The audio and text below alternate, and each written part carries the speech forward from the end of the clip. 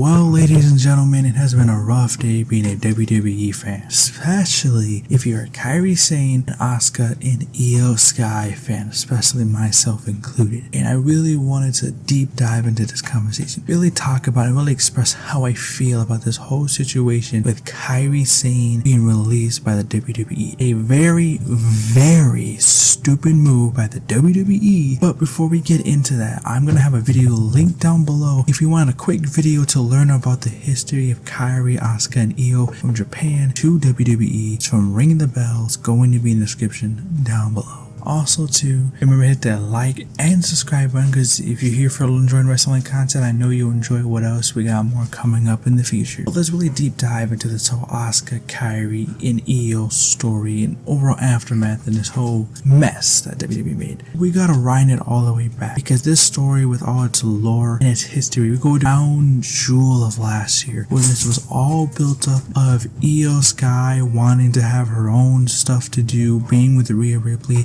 Asuka and I are really liking as like only me you should be following, like Kairi, and had a great match. That moment was Io Sky to have her moment to break away from Asuka and having her moment of standing on her own feet, having her moment of showcasing like, no, this is my path where I'm going, not controlling me no more, is what I am going to do. And so after everything that happened leading up to Crown Jewel to the match itself, what was great, the whole talking point afterwards was Kairi still being abused or basically being manipulated by Asuka, and Rhea and Io forming Rio and going on their run, which was great. And the story was red hot. Every single person was super over, and they got the one part that we really needed in motion, and they did it. From the heel turn to Crown Jewel to now, they had a direction of where they could take this story, and they didn't really do it. It was so much off and on of 1 month for building the story and building momentum, 1 month for not doing it. But another thing that was really added was Riho winning the tag titles. So they're like, okay, maybe Riho will defend the titles at Mania, and then, you know, maybe the Kabuki Warriors will cost them the tag titles, which will lead to the summer, all the way up to SummerSlam, like the whole breakup with everybody and all that stuff.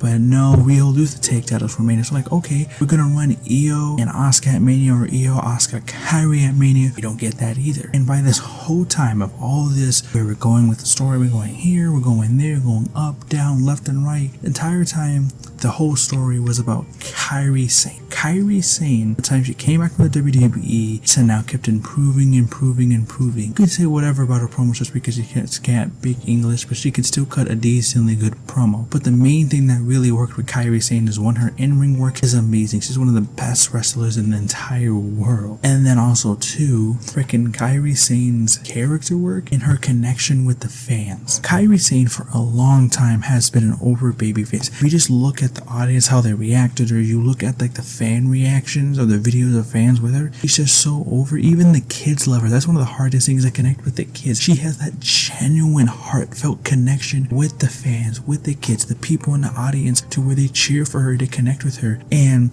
that's how we're able to continue this story, because of Asuka abusing, manipulating Kairi. Feel bad for her. And Kairi Sane, one of the things too, she has killed it of being a great character worker. She is so funny, and also just to with her reactions and how her face reactions and her getting scared when Asuka yells Kairi, just everything and accumulated together from what Kairi did was so amazing. And she's just so freaking talented and deserves more credit for the acting that Kairi did to make this story so much more believable. All of that really helped build up for Kairi Sane to have the eventual face turn that we wanted at WrestleMania. But what ends up happening, there's all these mix-up rumors and reports of this match not being on there. We don't know if we're gonna do this tag team match here, even though you have other tag teams you could have used. A whole bunch of mess where Asuka and Io miss WrestleMania, which is freaking crazy when it's one of the best women's feuds going into Mania. Doesn't end up making Mania. But we're like, okay, whatever, we can move. Even though it sucks that they're not the biggest show of the freaking year, we got Backlash. We can cook up the story, we can doing it. But this entire time, right, the story is still going. They were basically building it for months, especially building it for WrestleMania a couple weeks beforehand. Out of the most stupidest, dumbest decision ever. A week or two after WrestleMania, Kairi Sane, it gets released. She is in the batch of departures, the people who got released, which to me it's crazy because a lot of the other releases are stupid, but this one is so stupid because she was in an active storyline, and the main second key point of this story was Kairi Sane. We were all waiting for that face turn.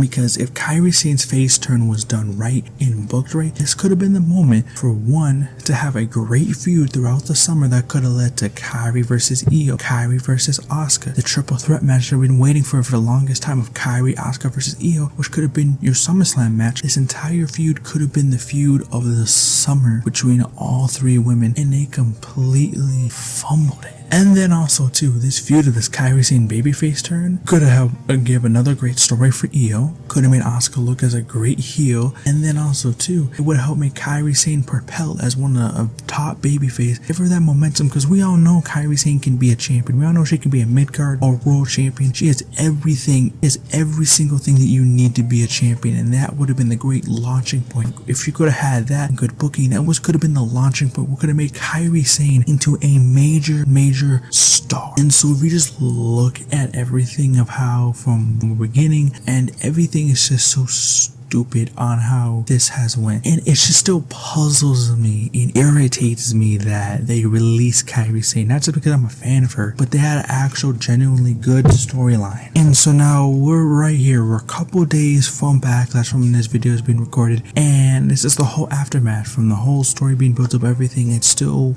confusing on why they would release somebody that could be a future star for them, a top star, money draw, everything for them, and they release it. We go to Backlash in a couple days, and it's like, you look at the feud being built up for Io and Asuka to Backlash. The feud, even though they've been trying, and like that vignette, the backstage video segment they had on Monday was amazing, the whole feud feels lifeless. Like, I have a hard time wanting to care, because I know these two are going to cook no matter what. If they give the proper time, not ads all the time, they will get time to cook in this match. This match will be an amazing match between the two. We've seen it when they had their match on SmackDown. That was a great, so I'm not worried about that. But the overall feud, it was lifeless, it feels pointless. I don't want to see this feud continue past Backlash, and we're missing the whole vital point of Kairi Sane being there, turning on Asuka, getting her babyface moment, and so everything feels lifeless. It feels less for what we're doing, and it sucks to see that Io and Asuka have to pretend like Kairi wasn't there the entire time. And it's just gonna look more stupid if somehow Kairi Sane gets signed back and comes back at Backlash and costs Asuka the match. Just ain't really gonna work. And so that leads into the next thing. Should Kairi Sane really come back? And don't get me wrong, I've been loving, and I've been part of it too, the We Want Kairi move. I've been so happy to see all the love that she has had, especially some of the hate that she got and coming back to WWE. But seeing all the love she has gotten since she's returned has been amazing to see. To show how much she's appreciated, how much of a genuine nice person, great person that Kairi Sane is. Part of me, it gets worried, is she gonna end up like R-Truth? Are they gonna actually push her and book her if she comes back? I don't know, because there's other places too that actually would give her the value of her time, understand the talent that they have, and be booked well. So I don't know, it's a slippery slope on both sides, from all the reports of like pay cuts, New Day leaving. All of it is a real mess. And so I'd be happy to see that she's back, because I would love to see Kairi back on my TV. I'm a big Kairi Sane fan, but also at the same time too, I would be worried for her future booking if they did fire her. And overall too, she came back to all this to just be stupid, because it made the whole Backlash match feel pointless leading up to it. But I don't know, I just feel like for me, this was a big whole mess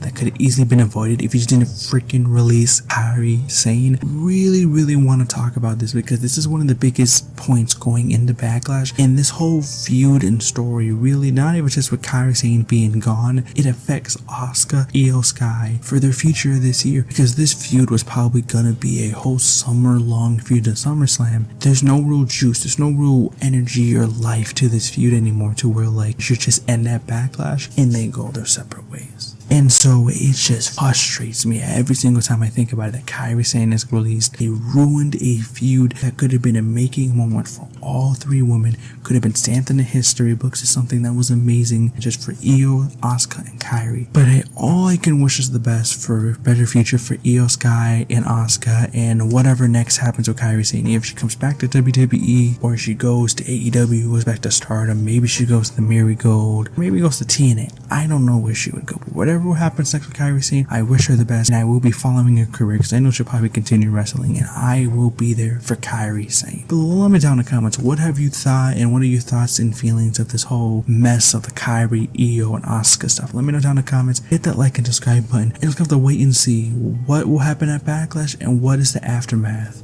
in the future for all three of these women in their careers. But that's all for me, and I'll see you all in the next one. Goodbye.